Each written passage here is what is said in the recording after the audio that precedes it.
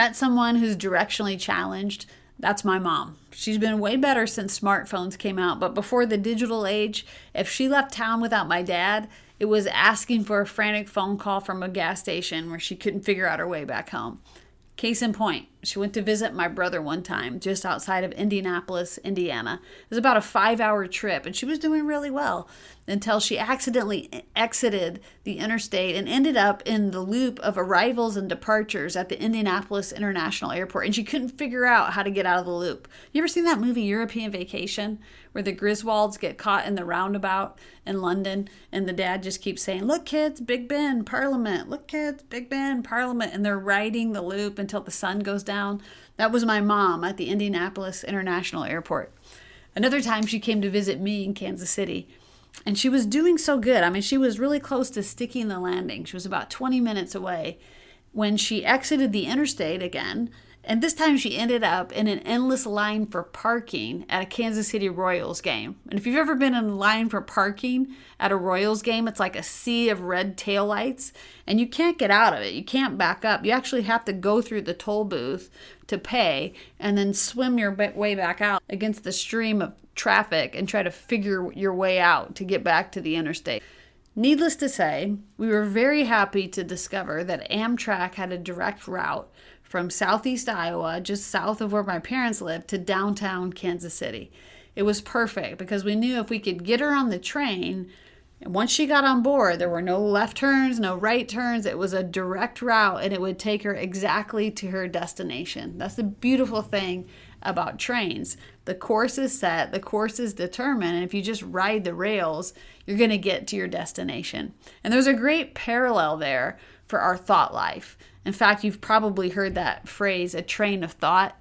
And what a train of thought means is if we can link one idea to another idea, we'll eventually arrive at a conclusion. So it's someone's line of reasoning. If we can understand their train of thought, we understand how they get to their conclusion or their destination. And I love the idea of trains and tracks being compared to our thought life, because our thoughts really do lay down tracks for our mind to travel over and over again. Here's what happens inside of our brain. Our thoughts produce a neurochemical change inside of our head. When we think the same thoughts over and over again, our neurons actually link together and they create what's called neural pathways. It's very much like tracks for a train. Our mind knows how to think that same way again and again. Now, that's great if it's things like remembering directions for how to get to work or remembering how to do daily tasks. It becomes automatic because pathways have been formed. But if we think about it in terms of our self-talk, if we have really negative self-talk, we've actually created neural pathways, train tracks, and our mind thinks that way every single day. It's the way that we talk to ourselves negatively. Now, if we have positive self-talk, that's awesome because those train tracks have been laid and our mind and our thoughts automatically go down those train tracks. What I want to talk about today is how to correct a couple of negative ways of thinking. And I want to start with worry. And I'm going to compare this one to a roller coaster train. You've probably been on a roller coaster before. You sit inside of the car and you start inching forward slowly, and there's always a hill at the very beginning. You start clicking up that hill and your anxiety is building because you know when there's enough momentum and you get over that first hill, you're about to go on a really, really wild ride. Upside down, sideways, going fast. If you're like me, you're getting sick the whole time. People are screaming. It's a wild ride. And then you come to a screeching halt only to find yourself back at where you very first began.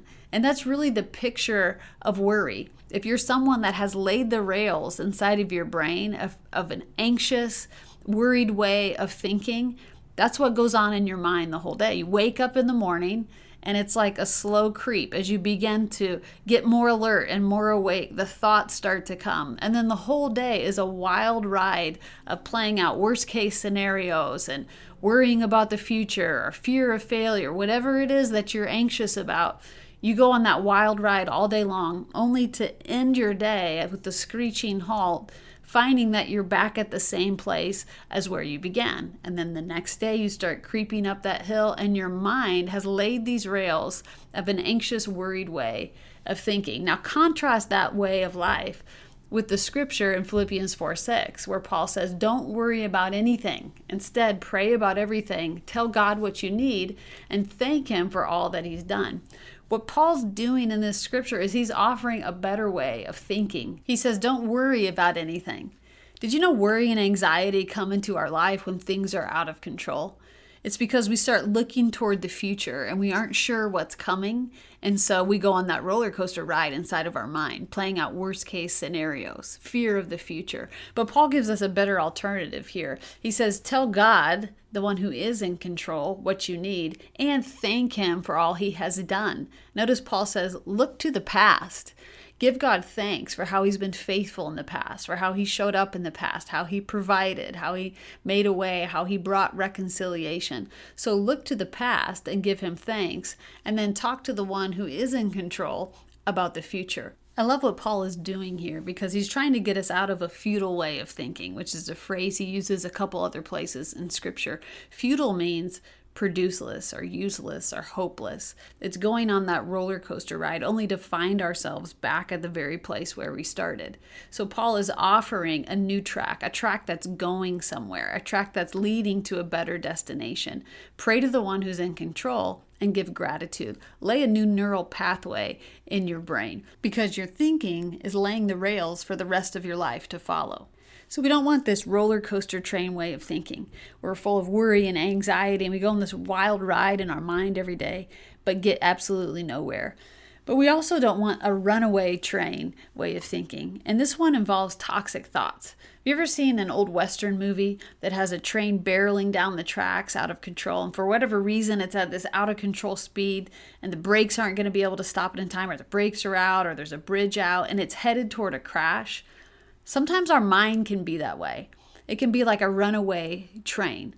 And we know that our mind and our thoughts are out of control, but we don't know how to stop it. And that's because we've created this neural pathway in our brain that has a toxic way of thinking. These thoughts not only affect us, but they affect everybody around us. Imagine the engineer on that runaway train. If he can't stop that train, it's not just going to affect him, it's going to affect everybody that's on board. Toxic thoughts are false beliefs that have become automatic. They're automatic negative ways of thinking that become core to who we are. We don't even think to question them anymore. They sound like, everyone's going to leave me, or I'm not good enough, or I'm worthless, or I'm stupid, or I'm all alone, or no one can be trusted, or I'm never going to amount to anything. It's a skewed judgment that we have of ourselves or that we have of other people. And remember, our thoughts are laying tracks for our lives to follow. So as we repeat the lies, these toxic lies, day after day, we're picking up steam and we're headed for a crash. At some point, we have to start thinking about our thinking. We have to ask ourselves, where are my thoughts taking me? If I press fast forward on this way of thinking, where am I headed? And if that's not a good place, then we have to take our thoughts and put our thoughts on trial. Do you remember the verse in Philippians 4:8 where Paul writes, whatever is true, whatever is noble, whatever is right, whatever is pure, whatever is lovely, whatever is admirable, if anything is excellent or praiseworthy, think about such things. I wish we could remove the top of our heads like the lid of a cookie jar and pull out our negative thoughts or our worry or anxiety and put them on a witness stand, just like they're in a courtroom. And there in the hot seat, our fear of failure sits, or our fear of the future, or our toxic thoughts about ourselves. And I'd love to see our thoughts cross-examined by Philippians 4:8. I'd love to see a prosecutor say, are you true? Are you noble? Are you right? Are you pure? Are you lovely? Are you admirable? Are you excellent? Are you praiseworthy? Did you order the code red? Sorry, that was my Tom Cruise impression. But I want you to actually imagine it. Imagine your anxious thought on trial. Imagine the condemning voice that's inside of your head on trial. And it's sworn to tell the whole truth and nothing but the truth. So as it's getting drilled with questions like, are you true? Are you noble? Are you excellent? Are you right? It's forced to answer with an honest response of no. There's actually nothing to be anxious about. No, I actually am worth something. I actually am good enough. This is what thinking about our thinking does. It's the beginning of dismantling the tracks that we've laid inside of our head. I love these 4 questions that author Byron Katie suggests we use to isolate a negative thought. And then we run the thought through these 4 questions. It's like a cross-examination. It's thinking about our thinking. So we isolate the one thought and we ask, number 1, is it true? And that's the first thing in Paul's list in Philippians 4:8. Is it true? And then number 2 is really similar. Can I absolutely know that it is true? Sometimes we've been thinking a certain way for so long that we've fictionalized what really happened. And so the second question asks us to take a look again, shine a flashlight on that moment in time again, and see what it reveals to you. Remove all the subjective ways of thinking and try to look at the facts. Can I absolutely know that this thought that permeates in my mind, can I absolutely know that it is true? And then number 3, how do I react when I believe that thought? She should suggest that we close our eyes and witness the feelings. Feel the body sensations. Do I get a lump in my throat? Do I get like a pain in my gut? What behaviors arise in me when I believe that thought? Notice how you treat other people when you think that thought. Notice how you treat yourself. So number 1, is it true? Number 2, can I absolutely know that it is true? Number 3, how do I react when I believe that thought? And then number 4, who would I be without the thought? What a powerful question. Who would I be if I didn't have the roller coaster of anxiety going through my mind every day? Who would I be if my mind wasn't like a runaway train?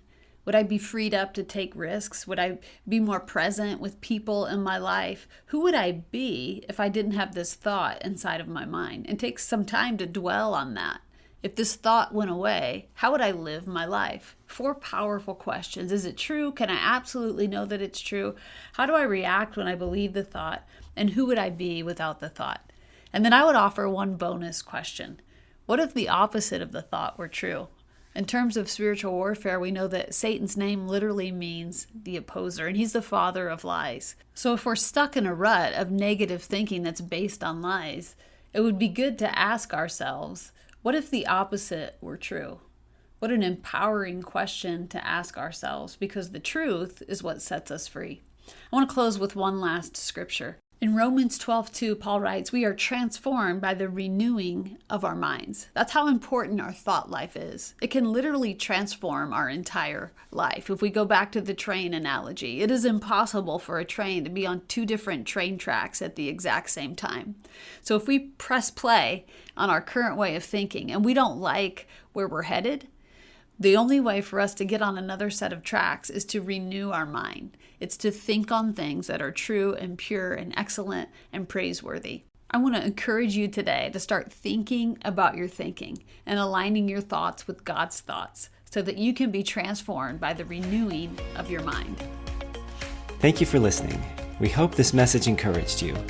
For additional resources or information on our upcoming events, head to resetministries.us.